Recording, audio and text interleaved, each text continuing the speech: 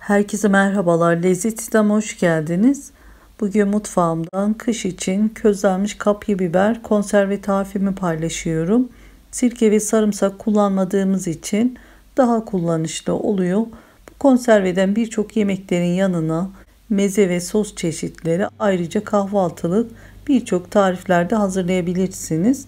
Konservemizin yapımına geçiyoruz.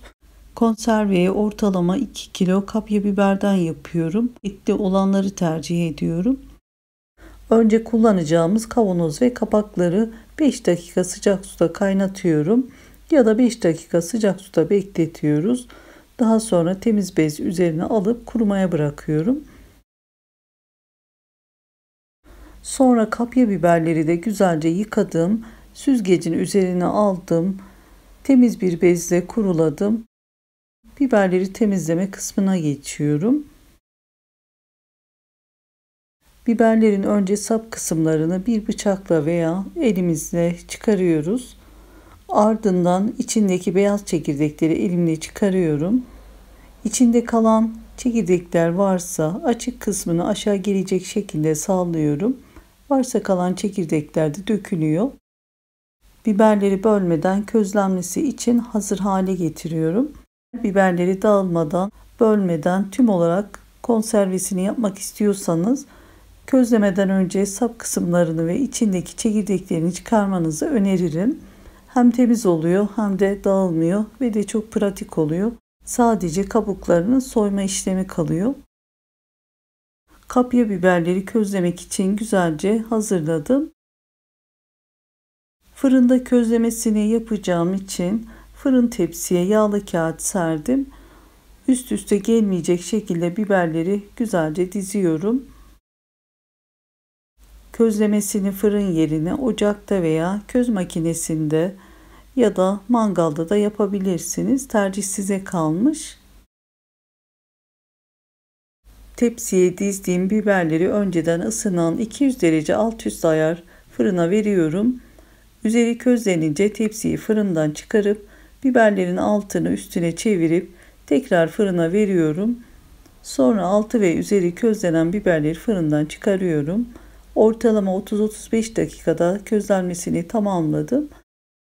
Süreye takılmayın. Her fırının pişirme süreleri farklı olur. Önemli olan biberlerimizin güzel bir şekilde közlenmesidir. Közlenen biberleri soğumadan sıcakken bir kabın içerisine alıyorum. Hemen üzerine bir poşet geçiriyorum. Biberler sıcak olduğu için terleme yapacak ve kabuklarını kolay bir şekilde bırakacak. Bu sayede kabuklarını çok kolay bir şekilde soyma işlemini yapacağız. 10-15 dakika bekledikten sonra biberleri poşetten çıkarıyorum. Kontrol ediyorum. Kabuklarını bırakmış. Sonra biberden bir tane elime alıyorum. Zar şeklinde kabuğun ucundan tutup bir iki seferde kolaylıkla çıkardım. Biberlerde gördüğünüz gibi bütün olarak kalıyor. Dağılma, bölünme olmuyor.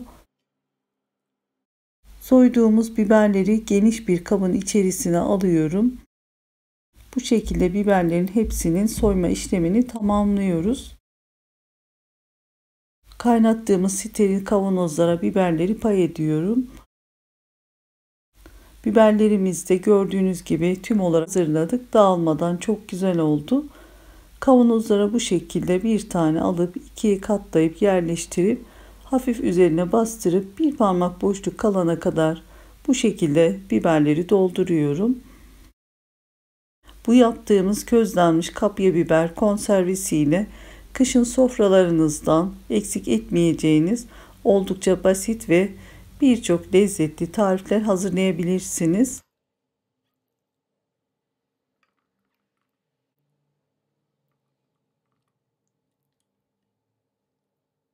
Tabanına biriken biberlerin saldığı suyu, biberlerin hepsini doldurduktan sonra kavanozlara bu suyu pay ediyoruz. Bu da konservenin daha lezzetli olmasını ve uzun dayanmasında katkı sağlıyor.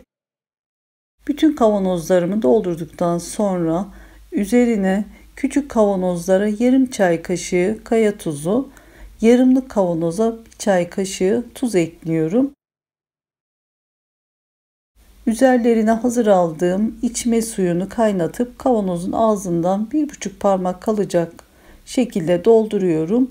Suyun soğuk ya da sıcak olması fark etmez. Önemli olan suyun kaynamış ve hazır aldığımız sudan olması gerekiyor. Sonra bir bıçakla kavanozun kenarlarından havasını çıkarıyorum. Üzerine 1 yemek kaşığı kadar sıvı yağ gezdiriyorum. Tekrar bıçakla kenardan havasını çıkarıyorum. Daha sonra kavanozun ağız kenarlarını nemli bir bezle veya bir kağıt havlu ile siliyoruz. Kaynattığımız yeni kapakla da kavanozumuzun ağzını sıkıca kapatıyorum.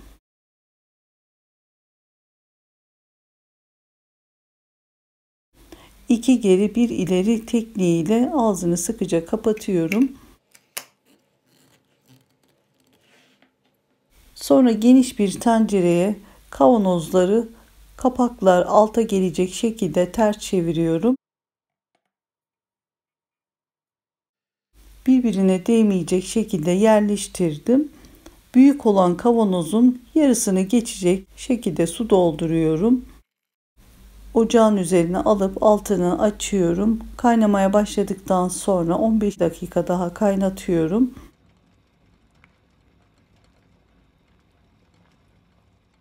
Sonra tencereyi ocaktan alıyorum. Konserveleri içinden kolay çıkarabilmek için biraz suyunu cezveyle boşaltıyorum. Elimizin yanmaması için kalın bir bezle kavanozları çıkarıyorum.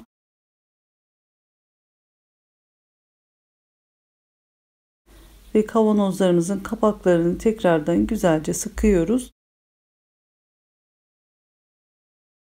Bir bez veya kağıt havlunun üzerine ters çeviriyorum. Üzerini bezle kapatıyorum. 6-7 saat bu şekilde soğuyana kadar vakumlanması için bekletiyorum. Sonra soğumuş kavanozların üzerini açıyorum ve kontrol ediyorum.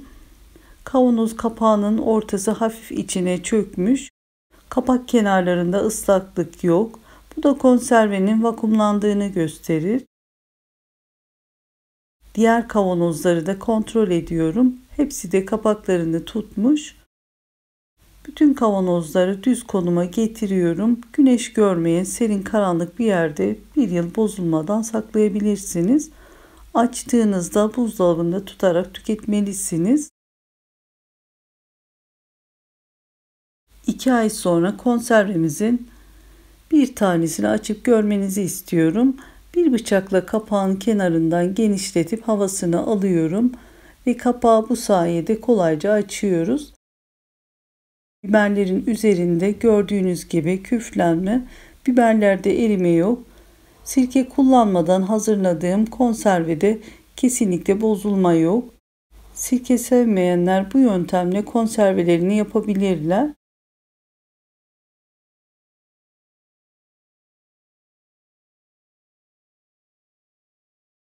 Közlenmiş kapya biber konservesinden birçok salata ve meze çeşitleri yapabilirsiniz. İsterseniz sadece doğrayıp kekik atarak bile yiyebilirsiniz.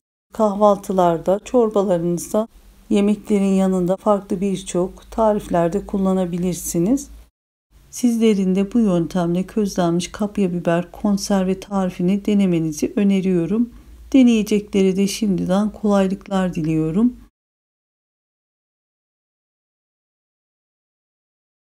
Bir videomun daha sonuna geldim. Videomu buraya kadar izlediyseniz, beğendiyseniz beğeni ve yorumlarınızı bekliyorum.